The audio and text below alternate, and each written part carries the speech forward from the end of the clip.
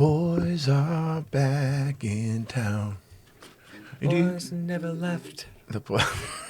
I love when I go for when I start singing a real song and John makes up the rest. What were you just singing? Boys are back in town. The boys are back in What if it was, town. what really should be for like townies? It should be the boys never left town. The boys never left town. I don't know. The boys never left town. Boys are back in... Boom! Damn it, I wanted to block it. Boom! No look. Nothing but net. Damn. Dude. Leaving town. On a horse. It's so sad and it's so real. Oh, that sounds romantic, dude. Yep. That's the way to go. Leave on a horse? To be like, oh yeah, where do you think you're going? You're like, I'm gonna make a name for myself, and then you mount. Then you mount a steed. Yeah. And just and you ride sunset. off. And then you have to get off and get on a train. Yeah. And then you're just like, all right. They don't allow for horses. Yeah. Like I didn't think this through at all. Sir, you can't bring this horse into the bus station. Yeah. Sir, you're at the airport. Welcome back to So Sad and So Real. I'm Jason Collins. John Campanelli. And we're here, baby. We're here, baby. I can't get the vision of riding a horse. Like, I have to be like, I'm leaving, and then riding a horse to, like, the airport, and just going, yeah, and then having to get off and be like, all right, I don't know where the horse goes from here, but I'm out of here. Turtle 7 horse. With suitcases. Dude, horse Uber. That sounds like a big... That sounds like something that would be cool in places that have like really busy like New Orleans or like Boston. They have busy downtown. That would be kind of like a novelty. Horse Uber. I want to live in an area that has Ubers are not they're only horses or Waymos, and there's no in between. No in between. Yeah, there's just the roads are just horses and Waymos. Because you don't have to deal with a human. Yep. Give me no human or a horse. That's it. Imagine just like a clash between a horse and a Waymo. Dude, who would win? Have you ever seen those videos on YouTube of people getting kicked by horses? Number one, hilarious. Number two, not funny because it looks dangerous, but also really funny. Yeah. But like they're like milking it or something. I don't know. Do you milk horse? No. They're trying to clean its horseshoe or whatever. Milking horses is so funny. That's a cow. Also, a really crazy sci-fi movie of the future where it's only horses and Waymos in the street. Waymos and horses. Horse would win. I'm in my JFK Jr. era. I have a problem. Well, is it National State the Obvious Day?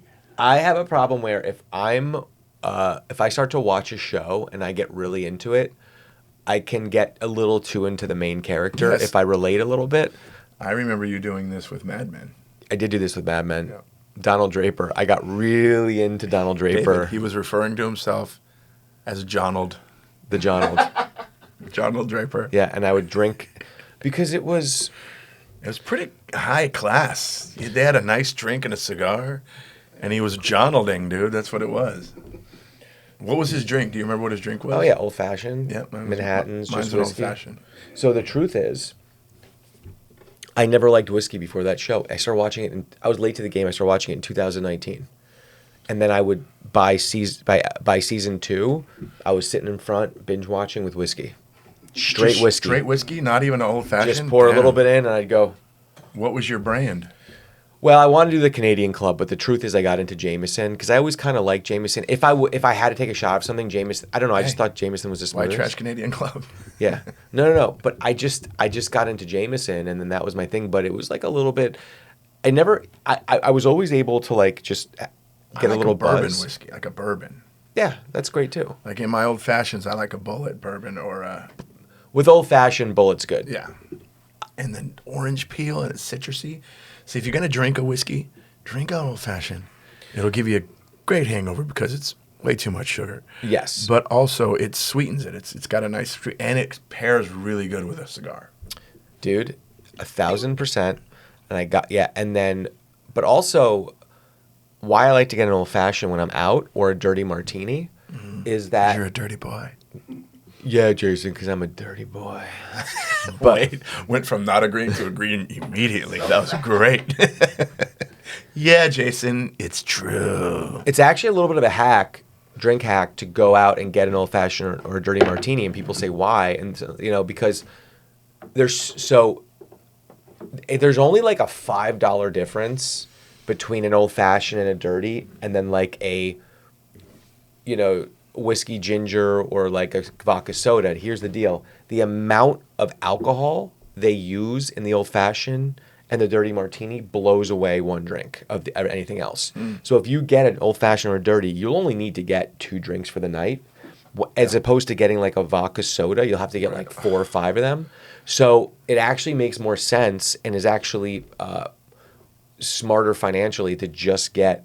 You're gonna get a dirty martini that's so strong, and it's like, yeah, I don't have to get 5 of these. I would get a vodka soda. Yeah. That was kind of like my drink, or like a vodka Sprite. Because I'm, 12. Yep. No 12-year-olds But drink. then I found out Unless you're on the island, all right. Then I found out bartenders refer to a vodka soda as a skinny bitch. And I'm like, not doing that anymore. Isn't that what you want to be? I'm not. Oh. No, I'm not a skinny bitch. Skinny bitch. I'm not. To you, I might be.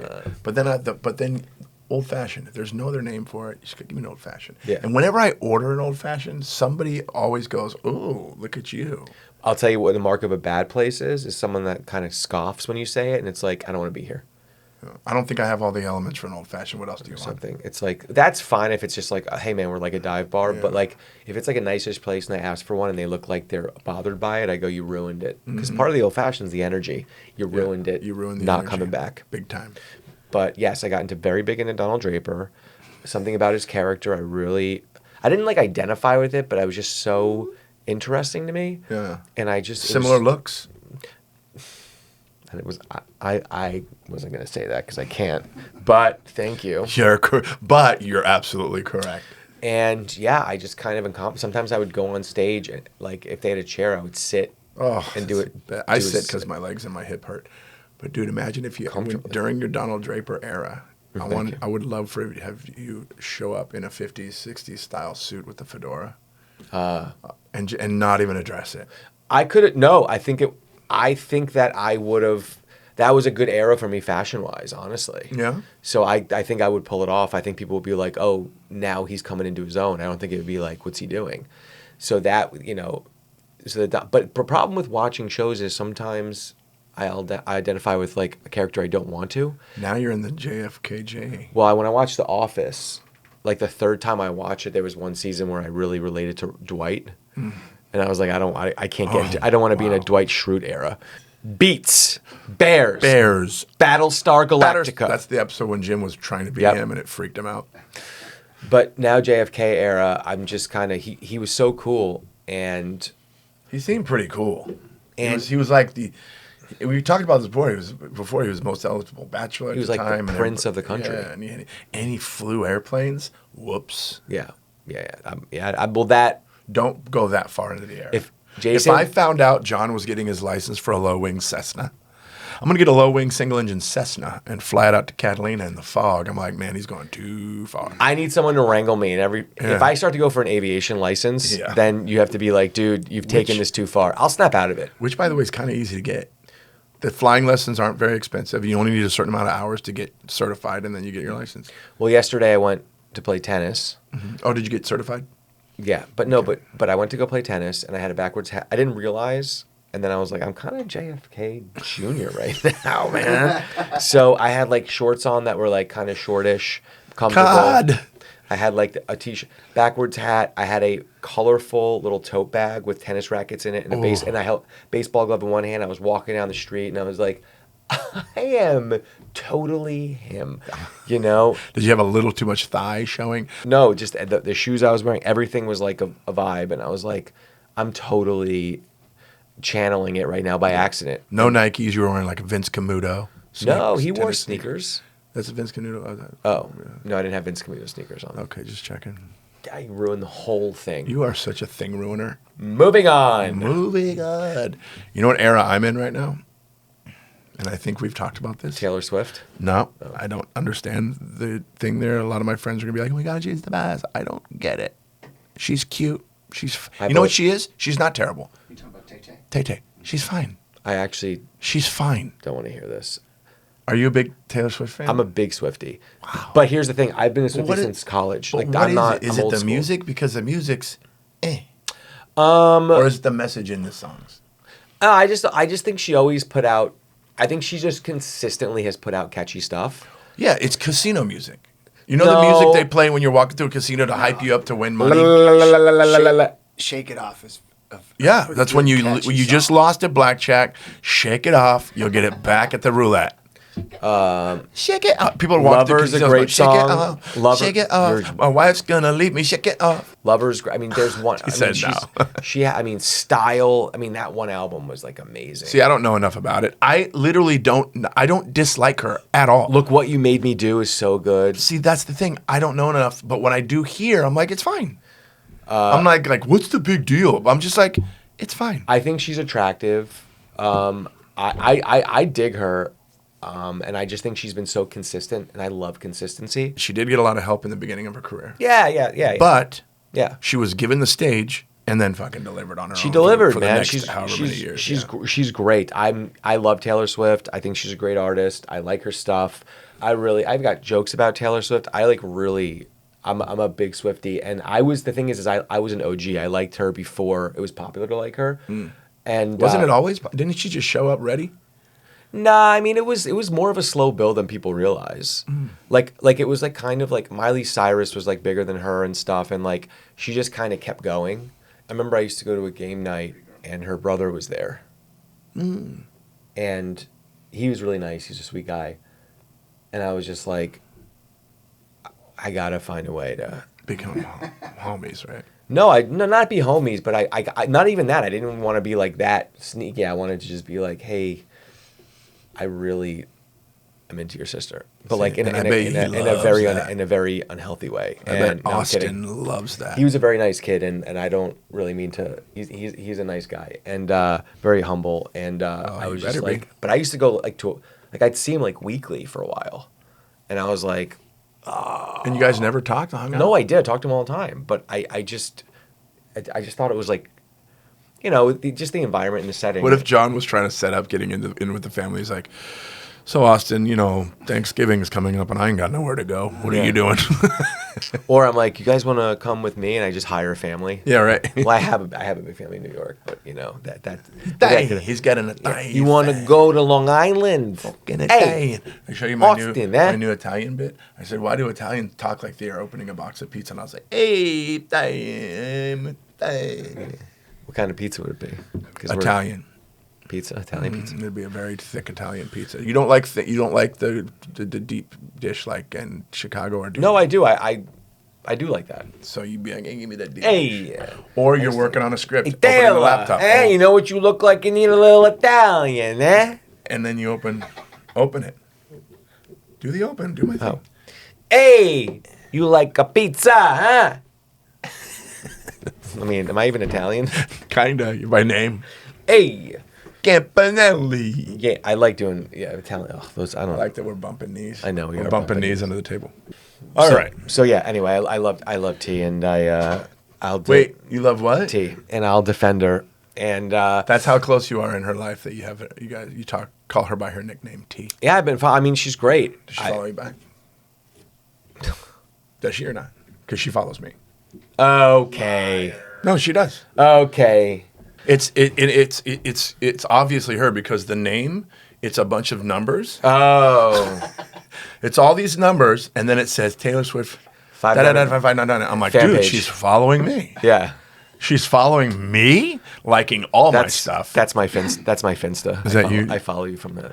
If your Finsta was a Taylor Swift account, that would be wonderful. That would be wonderful. Here's who I want to talk about. Yes. There's a new documentary out. Just came out recently on the old Apple Plus. Corey Feldman, the Goonie.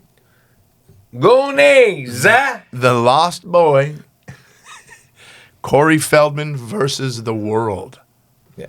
Is the name of the documentary, and it is pretty mind-blowing. Yeah. Pretty mind-blowing. So if you grew up in the 80s, 90s, you knew who Corey Feldman was. Corey Feldman was one of the biggest child actor stars of the era.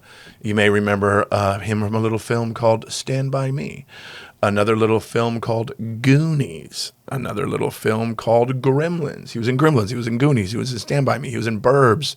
He was in The Lost Boys, and then a little more on the teeny bopper side, you had License to Drive, Dream a Little Dream. He was all over, and then he got partnered up with another Corey Haim. So you had the two Coreys, and they were like, let's make these guys in movies together because they're both Coreys and they're happening and cool guys.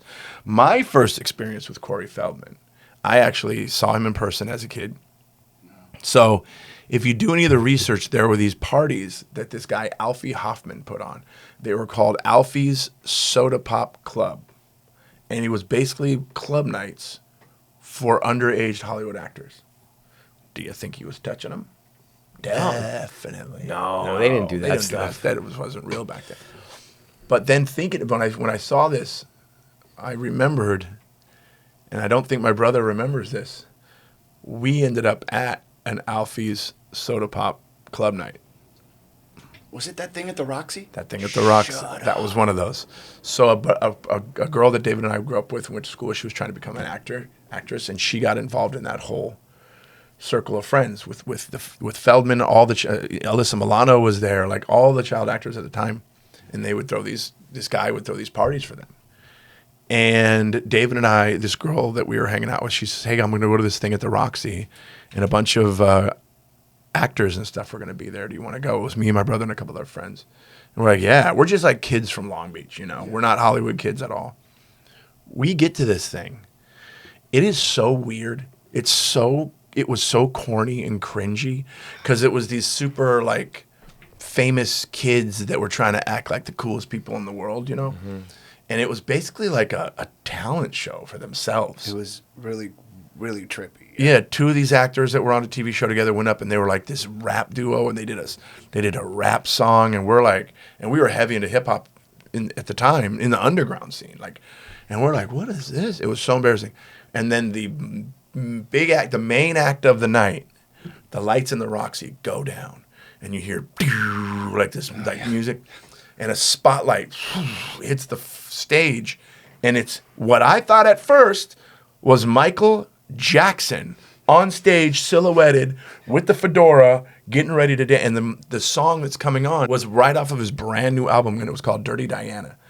And then the spotlights go on, and it's not Michael Jackson. It's Corey Feldman. So wait, this is where you saw this live? Yeah, we got invited to it. It was when we were like 18 or 19. Oh, this is a great story. Yeah. Growing up in L.A., we went. I read about these. Didn't Alfy's, prepare me for this, man. Right? I read about these Alfy's Soda Pop Club things, and I'm like, that's so creepy. And then I went, wait a minute, I was at one of those. Yeah. So you were there for the origin When I story Googled almost. it, the photo that came up looked like the night we were there. Because you remember we were all the one that we were in awe of was Alyssa Milano. We saw Alyssa and we're like, crush. She oh was, my God, she's so hot. It was hilarious because she had the walked hat. in, she had this whole white outfit on. I swear, it's probably just because of the crush and being a kid. She was backlit. Yeah. It's just like, oh. The crowd split as she walked through. Anyways, it's Corey Feldman on stage, and he's not singing the song, he's just lip syncing to it. Obviously, this kid was obsessed with Michael Jackson, dressed like him, tried talking like him. He would dance like him. He claims that he's had a music career since he was 3 years old. Bullshit, Corey Feldman, lie. But there's videos of him as a teenager performing Michael Jackson moves on video, and like there was and the way he did it. Like, he would do the moves that Michael Jackson did, but the difference was Michael did it to the beat and the rhythm of the song. He was just like, it was so cringeworthy. And if you remember, there was a show called Evening at the Improv. yeah. He performed a song. He had a song that he wrote called "What's Up with the Youth? Stay off drugs, you guys," kind of a thing. Great song. With the youth. No, it's not. It's not, man.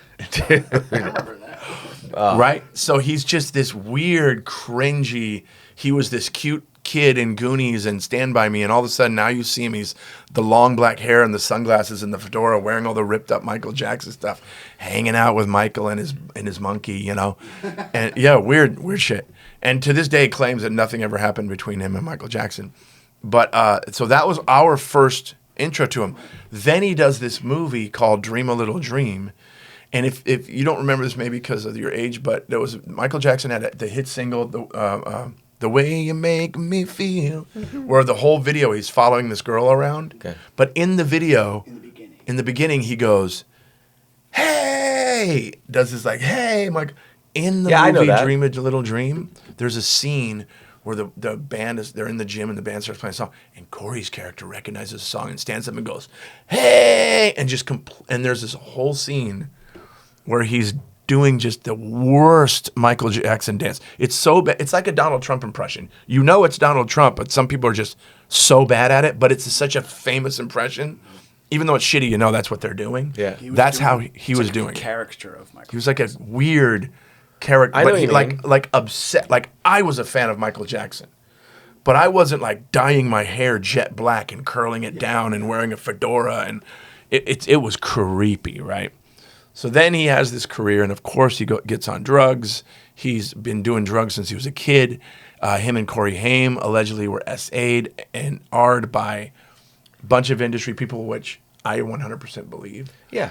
But dude, that was my first impression with him. Seeing him at the fact that David and I were actually at one of those club parties was crazy. I can't believe you saw him do that. Yeah, it was nuts. Corey Haim was there at that night. All of them were there. Alfonso was there. All of those guys were there. Yeah, the guy from the actors from Silver Spoons, who, by the way, Alfonso did have a cool Michael Jackson vibe, but he knew he was doing that was a thing he was doing at that minute. But it was a thing that I'm doing Michael Jackson, but I'm not always that. Whereas Feldman was like, I'm just Michael Jackson now. To wake up in the morning and look like him and be like, I'm Michael Jackson. Pretty much. I mean, he's been method acting for a long time. He still does all the Michael Jackson. It's almost like, well, he's dead, I'm going to take over. Well, I mean, I do think, like, I've always wanted to see Michael Jackson live, and I guess the next best thing is Corey Feldman. Is a 50-something-year-old Corey Feldman. So the documentary is interesting because I've actually been following him for like a little while, like literally like 2 years now, because I started seeing those videos. Yeah. And I actually had this, and this is what was crazy about it, this endearing vibe for him, like, oh, he's just like a broken child star, and this is just what he wants to do. But what I thought is like, okay, and he just like doesn't care. Like he just doesn't care, and people will let him do this. And I was like, go off, King. Like, kind of like, go off, man. If that's what you want to do, you're being yourself. Then, now I'm starting to realize it's a lot scarier than that. Zero self-awareness. Absolutely zero self-awareness. He says, and it says, yeah, people make fun of me, but then they ended up liking me. Whereas, like, what happened was, like, some comics that I know, they were like, we're buying tickets to go see Corey Feldman. Yeah. And they're doing it ironically because they think it's funny. And then they're there going, yeah, dude, go for it, man. Whereas people that have self-awareness will go, damn. He's like, oh, yeah, they really like me. I'm going to just... It's a lot of layered... There's a lot of layered issues in there, too. This is like almost a philosophical debate it could turn into, because what I was like watching, and like you pointed out, like the documentary kind of makes him look like not a great guy, and I didn't know that. Yeah, it's not. First, the documentary starts. The very beginning scene is his wedding in Vegas. He's getting married to this young lady, Courtney, who he met at the Playboy Mansion. Right. They're getting married, and it starts off where you realize, oh, he's so controlling. He's like yelling at people, where's the music? Start the wedding march. Come on, let's go. And it's like not enjoying the wedding. Well, it's like a production at that point. He's producing a show. Everything he does is performative. He doesn't know how to not be. Everything. And it's so cringy. And he tries to control, but then what he does, because you said endearing and awe, well, he wants you to think that. Mm-hmm. He makes himself kind of like, I'm just this guy, and I just want my dream. But then you look behind the scenes, you're like, that guy's a monster. For a perfect example, there's a scene at the wedding where somebody gets on the mic and goes, hey, everybody, we're asking everyone if they can give up $30 to $40 each to help pay for the food at the wedding. It's not Corey saying it, but it's his idea. And then it cuts to him going, right, Corey, or something. And you see Corey Feldman go, I don't know what you're Like, doesn't want, you know what I mean? Like, I don't know what you're talking about. You know, the problem with a guy like that, I'm getting sick of this. It bleeds into our culture. Like, at the end of the day, we're talking about it. At the end of the day, we're watching it. At the end of the day, we're enabling it. Yeah. And it says he has yes men around him. No one will just Yes, have women, him stop. by the way. And but it's also like at a certain point, can you stop? Like it's. But what I'm seeing is a lot of people complicit, and a lot of people enabling, and a lot of people our celebrity culture has gotten so disgusting that we love to see train wrecks, and in doing so, we love to watch people who might be suffering from something, a mental health crisis or whatever. We love to just let them go and act like we're good people for doing it. Like, there needs to get to a point where there should be some deplatforming to a degree, right? Like, if this guy's really is not a good dude. It's happening now. So Right. the documentary was 10 years in the making. This band, Corey's Angels, doesn't exist anymore. Right. First of all, throughout the documentary, band members are quitting. They're complaining about what's going on. He controls when they sleep, where they sleep. He controls what they eat, how much they eat. He's always trying to tell them, you know, I believe in you. You know, it's a choice. You do your thing. But there's an issue with the costumes that the girls are wearing. It's basically lingerie. And there's a 2-piece version and there's a 1-piece version. And the one and only actual musician is the one fighting him all the way. She's a professional musician. She plays keyboards. She plays violin. She's great. She's studied music. And she's like, I'm not wearing the 2-piece. She says to him in one of the scenes, I'm glad that the 1-piece was an option because I'm not going to wear that. And he goes, that's up to you. But I think you're your own worst enemy. I think you're limiting yourself. And I think you're better than that. And he's putting his perv shit on her, like, you're better than this. You should be confident enough to wear the 2-piece. Like, he's like that. But a lot of people don't know that before Corey's Angels and all that stuff, this guy used to host full-on sex parties. This guy's a perv. He would he's always in he's always in relationships where there's a third person in the relationship, a girl that they have in there, and she's on the tour. And she lives with them, and it's their girlfriend, and they're all. It's insane, dude. And so he's constantly. It's turned into a cult. Basically, my point in that is now it's like a cult. He tells them what to do, where to do, and then he belittles them for having their own thoughts. But then he says, "I'm your savior. I'm here to help you ladies. I want women to feel good about themselves and feel like they can this and this and that." And there's a scene, if you want to bring it up, in the doc where he's talking about why he's there for women and then immediately contradicts himself. Dude, watch this. It's hilarious. I'm here to help people become better versions of themselves, to think more clearly, to be more in control of their actions and their thoughts and their feelings, to be more proud of themselves and who they are, like, and to accomplish their dreams and their goals, and to not let anybody tell them that they can't accomplish those things. Not let anybody tell them that they're not good enough. You know? And yeah, I may tell people they're not good enough to get in the door. Sorry, because I can't do anything with you. If I can't help you, I can't work with you because you're either not talented enough or your look isn't going to sell. I know my job. I'm a professional. That's what I do. Sorry. Bro, he went from saying, I'm here to help you. First of all, the level of narcissism that it takes for you to think that you're someone's savior like that, not just someone, but a group of, I'm here to save you women. But only the cute ones, by the way.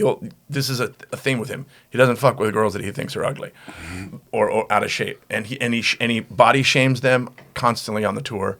But he's the level of narcissism. Say, I'm here to help you, and I'm going to make sure you never let somebody tell you no.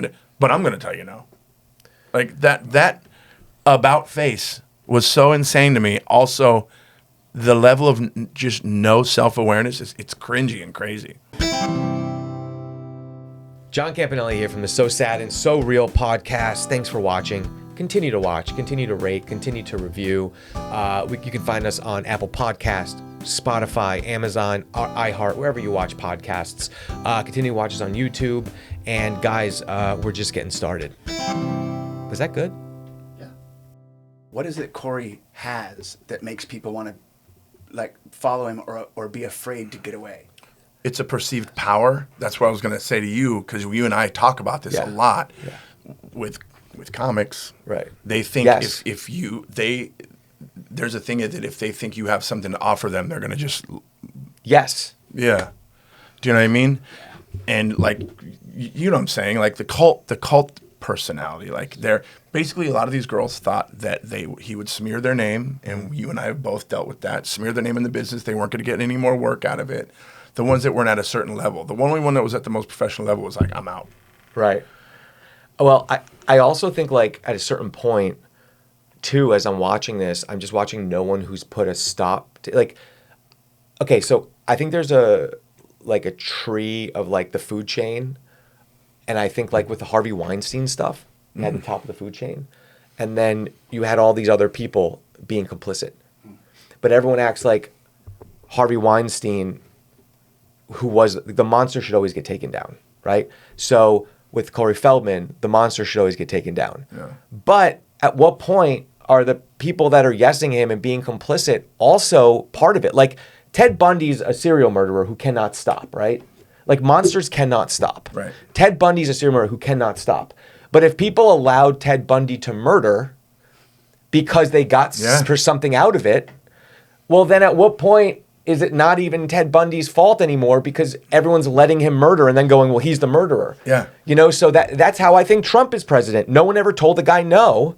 And now look what we have. We're on the verge of nuclear war. The not being told no thing, that's Corey's issue. Yes. No one tells him in his life, he'll say that I've been rejected at every turn, but no, not really. You're a millionaire still. Right. And and if you notice, let me get your opinion on this. They think that women are the weaker. You said that was so I'm trying to be so careful. They said that women. Can I say that? Yeah, are weaker in their eyes, not mine. And if you notice, these guys, Weinstein, Trump, Yep. some comedy club owners that we know, Yep. surround themselves with young women. Yeah. Always. Yeah. And they're intimidated by men. There's in other words, like there was a scene in the doc where all the band members were quitting, and they were getting these people trying to apply to be in the band, and one of the people he's looking at goes, oh, she's got a boyfriend, and one of the girls goes, well, he's cool. He goes, yeah, but is he going to be intimidated, or is he going to be jealous? Like he did not want a girl that had a boyfriend. Right. Yeah. Well, it's harder to. There's just more problems in there, but it's like philosophical too, almost, because it's like, at what point do you go, well, I can't tell. You can't tell an adult no, and no one stops them because they kind of go, well, this isn't my problem, and I don't want to be the one to get involved. I'm just kind of going to be over here. But also, the consumer he has an audience, right? Yeah, and that's part of the issue I have. Yeah. They're an audience, ironically. Yes. They're like, let's go see this guy. Let's go watch this train wreck, and not understanding, oh, you're giving this guy a career. You're giving him a platform. Yes. You're giving him money. Yes. You're giving him the opportunity to take advantage of people. And I think that bleeds into how gross our culture and how eroded our culture has become. Yeah. Because people love to see train wrecks, and we need to get away from that, because what you're doing is you're allowing people who want fame for fame. And that's what I said. Well, I saw the director of the documentary talking, and she was saying, like, basically Corey Feldman wants to believe he has a good body of work, but he doesn't. So he only knows fame. So he wants fame for fame. Now, comedians like ourselves, you want fame, notoriety for your body of work. For your body of work. You don't just want, now influencers, we're a society of fame for fame, not fame for work. So people now just want fame for fame, and people like to watch fame for fame. Like actors, like a good actor is so talented, man. Yeah. And people like to kind of shit on actors and be like, oh, it's such a good actor is so much talent, so much vulnerability. Now, reality shows, different. Right? There are some very scripted reality shows, and there might be some reality stars who kind of know what they're doing. But for the most part, reality shows are a lot of people that aren't good in front of the camera and might not be mentally well. And we're watching, like, laughing at people who might have something a little off with them, you know, and that is what we're doing now with, you know, with Corey Feldman thing. It's like, you know, he's off, and you're laughing at the train wreck, and it's so it's a lot of blood is on our hands, and it's a perfect example of how we feel when we see that in our industry. Yes, when you see the influencers be getting the accolades and stuff without any of the work. Let me give you an example of how that feels. When you watch Corey Feldman and you see that he cannot play an instrument, he cannot read music, he cannot harmonize, he cannot sing, he has no rhythm, but he has a music career. That's such a funny list of things. I mean, think about it. Like, all of the things you need to be in that industry, he has none of them. The one thing that he has is the train wreck aspect of it. I came up with a great business idea. Okay. So we can get rid of these people watching train wrecks online. I'm going to buy some trains. I'm going to lay down some tracks. And I'm going to put up bleachers. And I'm going to have empty trains with no people inside to get hurt, just crashing. And you can go buy a ticket to go watch the train wreck. I would love it if you went on Shark Tank just to pitch that idea. Hello, sharks. Hello, sharks. And they're like, what's the product? And you're like, it's more of a metaphor. I just want to tell you guys that. And they're like, so you weren't seriously on this for any reason? No, I just think society's collapsing, and I just want to get some FaceTime saying that. I'm out of here. But that's what we deal with every day. When you see, I'm not going to say the comic's name, millions of things, and you're like, that's nothing, but they're getting the views and it's the same fucking thing. You know who's kind of falling into that category now? Is Kid Rock. No, that guy's a clown. But of course, I hate him. Yeah. But it's like, he is a train wreck now to a degree. He's getting there with the same two songs, and he did that he did that like porn with RFK Jr. Whatever that was, that video where they were in jeans jumping in like the pool together, like that weird like smut that they filmed with each other. That was like the gayest thing. It's amazing how like fear and racism has shown us who people really are. Well, that's true too. Because before all this social media stuff, Kid Rock had a great music career. I know, and he had some bangers. I know. I'm gonna lie to you. He did. But now he's like, wait, Trump exists? You mean I could have these deep down, dirty, dark, horrible feelings out in the open now? Yeah. Here we go. And now you're like, you're a joke. Right. We're the same age, me and him. But how we're just like, we need to start liking entertainment, like stuff that's good, and then that gets into another debate of like, well, if people like Corey Feldman, to some people it's entertainment. And so this is where the philosophical debates come in. Where do we cross that line? Where are we where do we have no integrity anymore? Yeah. There's where is that, kind of. Here's the difference. It is entertainment. What you see him do is very entertaining, but it's like he's not in on the joke. And so that is where I think that the line gets crossed. And also I think a big thing to say is like, at what cost? Right. It's like people are being, when you I didn't watch the full documentary. You really watched it. Yeah. But these girls and stuff, it's like people are being hurt by this for cheap laughs. Because you know how they were being hurt. They were being SA'd. They were being coerced into coming into the bedroom with him. He was trying to get. There were scenes in the documentary where he's meeting young women with his wife standing right next to him and going, "Hey, why don't you come on the bus with us?" And he would literally look at the girl directing the movie and go, "Cut this part because I'm about to get creepy as hell." He didn't say that, but it was like, "You want to get on the bus?" And next thing, yes, because there's all kinds of interviews with these girls after that going, "Yeah, they dropped me off somewhere because I wouldn't, have sex with them, and like they had to go find their own food because he wouldn't feed them." That's one of the things that would happen. If they denied his advances to come and join his little throuple, he would limit their food, wouldn't let them sleep. Yeah, in you were saying that. Yeah, and then it's like, yeah, and it's tough because I know punishing them, and I know it's tough like when you're a victim to come forward, and sometimes you understand when it's happening in real time. You sometimes don't understand it's happening, and then you process it slowly, and then it might be a little while down the road. You're like, it's almost like trauma. You're like, what did I just let happen? What happened to me? Like, you don't know how to get out of it in the moment. And it's just like, but there's so many people, like I said, that just are complicit behind the scenes and like allow it to happen. Like even the people shooting the documentary, they saw it was happening. They couldn't have been like, It was one girl. It was one person, I think. oh, really? Yeah. She spent 10 years making it. Well, it took now it's taken a long time for it to come out, but it's like, again, using it for entertainment purposes, like the horrible ways he's doing it. But that's what I'm saying. So like, where does that line get blurred of like, hey, can we just this is bad. Yeah. Can we put a stop? Because entertainment has taken this turn to just we're giving horrible people, when you give horrible people money and careers, you give them power. Yeah. Right? Mm-hmm. So we need to start being more selective in who we like and just kind of like if I kind of thought there was a chance Corey Feldman was doing a parody. Nope. So did a lot of people.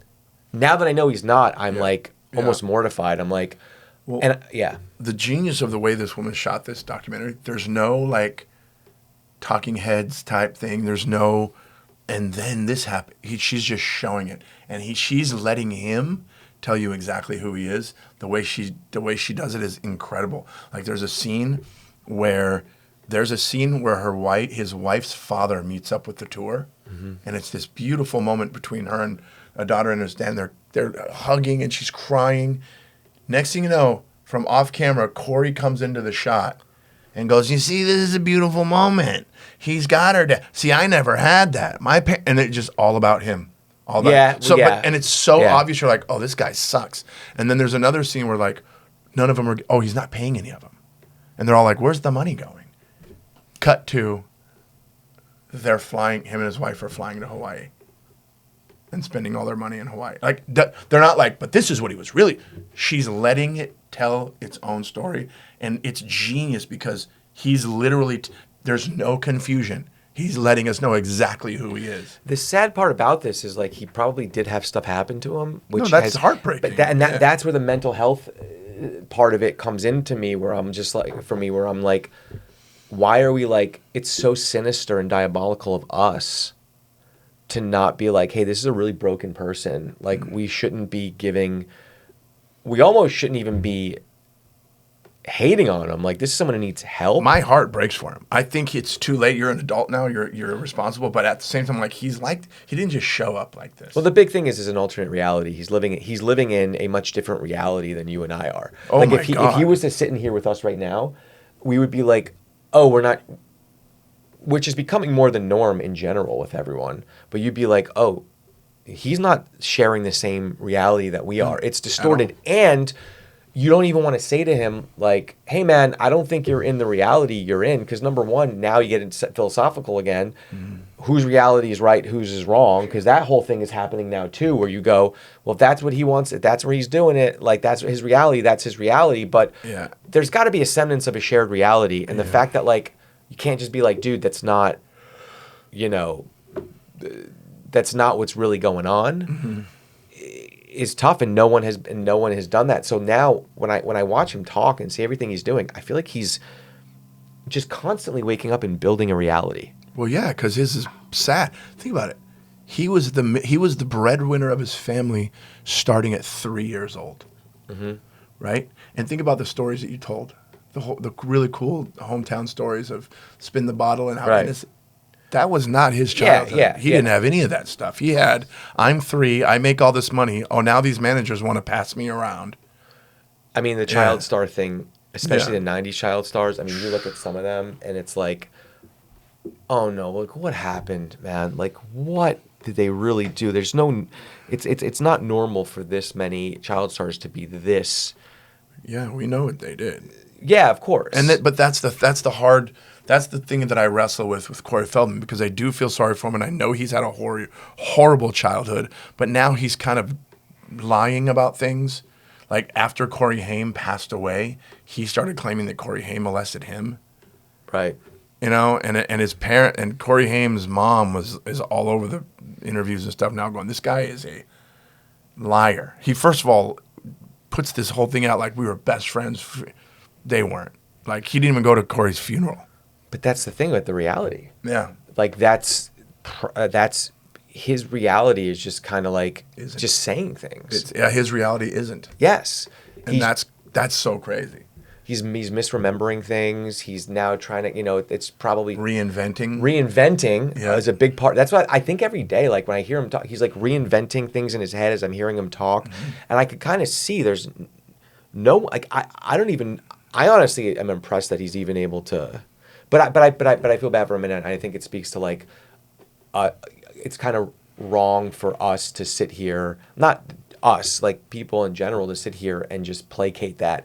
And like even with like, it bleeds over to a lot of the problems we have right now. It's like people with clout or with power or with something to offer attract opportunists who allow them to do this until it starts to be bad for them. And then it's like you put yourself in this situation. I don't want to say that you put yourself in this situation. That's why this is such a difficult line, because it's like it's I can't. It's a very crooked line. It's a crooked line because I can't shame victims. Yeah. But at the same time, some of them could have broken away, maybe try, and that's also With wrong of me to studies, say. they say it's very normal Yeah. that victims eventually become victimizers. That's true. Yeah. That's true too. But it bleeds over into every major scandal we have. Like even with Puff Daddy, it's like with P. Diddy, it's like so many people were in on that. So many people allowed that to happen. And we want to be like, it's just him. And it's like, yeah, he should be taken down 1,000,000,000%. But what about all the other people that allowed him to do so much worse than he would have done? But what about the people that victimized him? Puffy was victimized. Okay, man. He was by what's Clive Davis, and then the guy that he ended up becoming the head of A&R for the record company. The guy that owned that company apparently was victimizing him. Yeah, it's a chain, dude. It's a chain of events. Even Epstein stuff, man. It's all these people in power that did what they wanted to, and now we could have nuclear war to try to, so that it doesn't come out like how horrible what they actually did was. Right. Like that's what happened. You get that it builds up too much. Yep. And then the people are like, oh, we did so much stuff, so many. I believe that there's people who get involved and don't even realize they're getting involved, and then they're like, oh no, I was part of this. Right.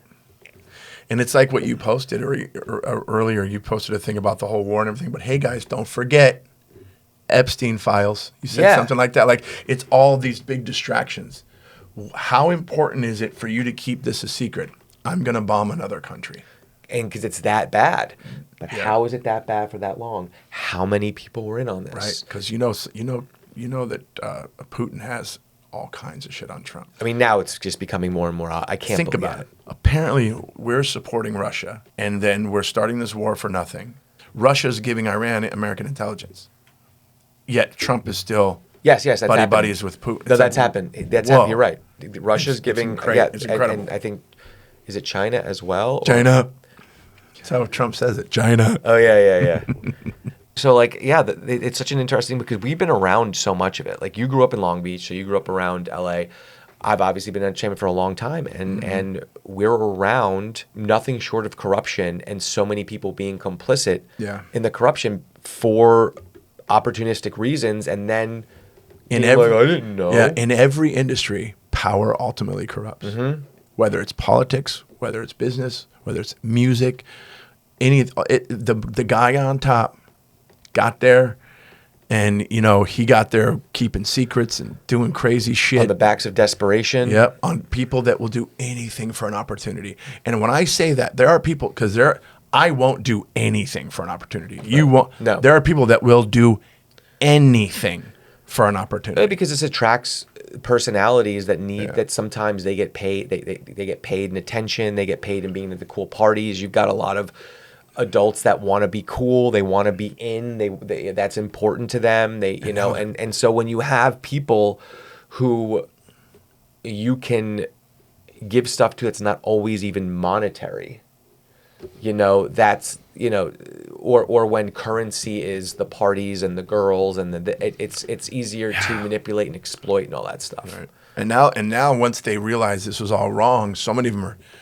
terrified to tell the truth because they think their lives are in danger and their loved ones' lives are in danger, which, to the average person, that's silly. Life isn't a spy movie. Yeah, it really kind of is.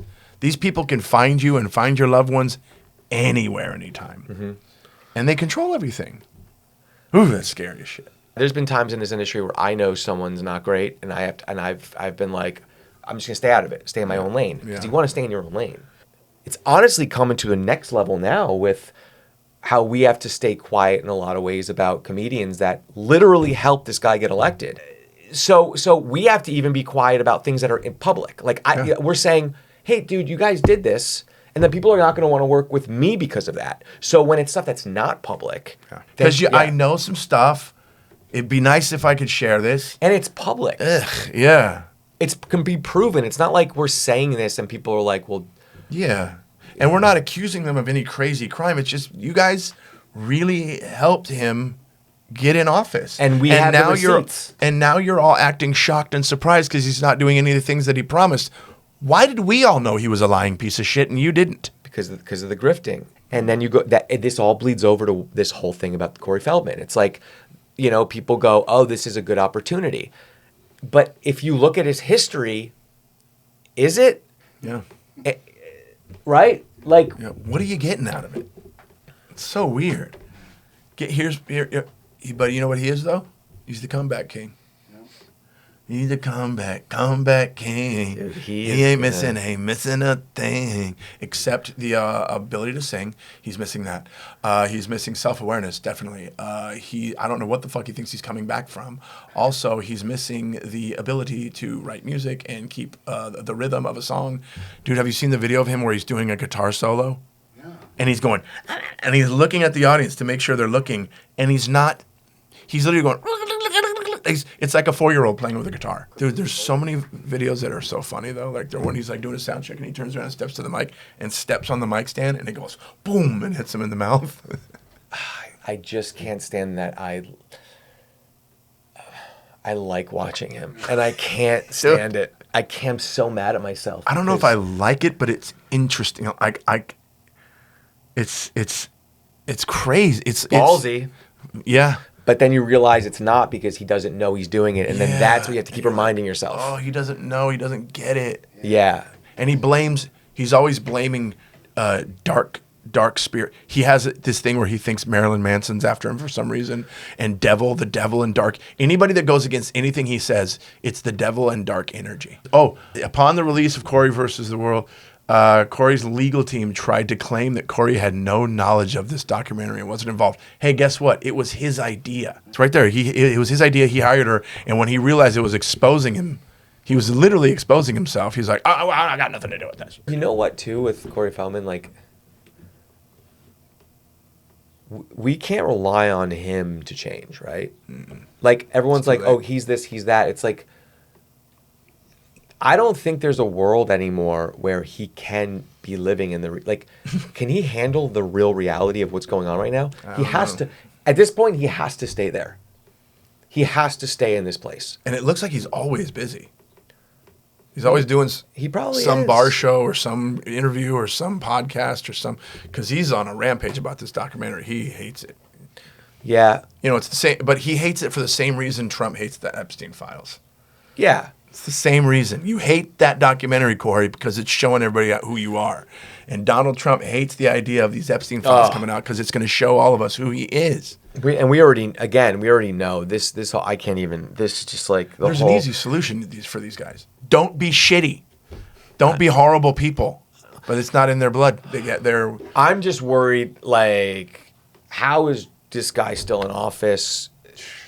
That to me is like he's done so many illegal things. I mean, in that front to of me, all of us. The scariest part is that he's just not being checked with everything he's doing. Because he's not making. He's like officially for a while now, but like he's truly not making sense when he talks now. Like to a point where you're just like, I don't even know what to get from this. So I don't know. Well, that's just that. Hey, it's sad. It's real. But that's why we're here to talk about it, right, John? All right, guys, thanks for listening to us or watching us, however you're doing it. Keep it up. Keep doing it. Thank you, guys. See ya. so sad.